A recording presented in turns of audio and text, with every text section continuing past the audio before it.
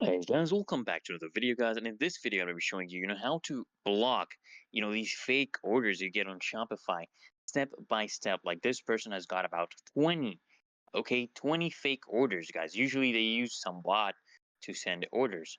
Now, what you can do is you basically have to use the fraud filter feature, okay?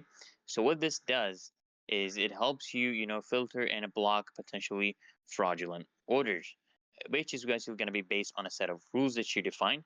So also the app can either warn you of high risk order, or they can just cancel it entirely.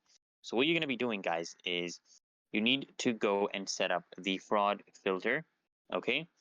So basically this will help you add an extra layer of security. So you come here, go to your Shopify admin, and then go to settings. Okay. Settings and then apps and sales channels. Then just click on fraud filter to open up the app, and you want to click on add a new filter. So what's going to be happening, we're going to be setting up a rule.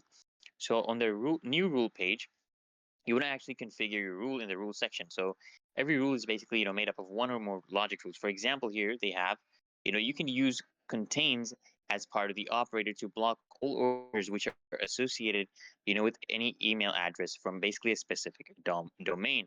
So maybe they're using a specific domain to set up a many different emails to order from you. So you can use that as an operator which use contains, and you set up the email addresses from a specific domain. So once you've basically added the logic for a rule, you can just click on add rule. And in the details section, guys, you want to enter a name for this rule. In the filter name field, maybe, with their domain name and blocked. Okay. This domain name blocked, or maybe Gatorade blocked. Okay. Something like that. Maybe that's their domain name.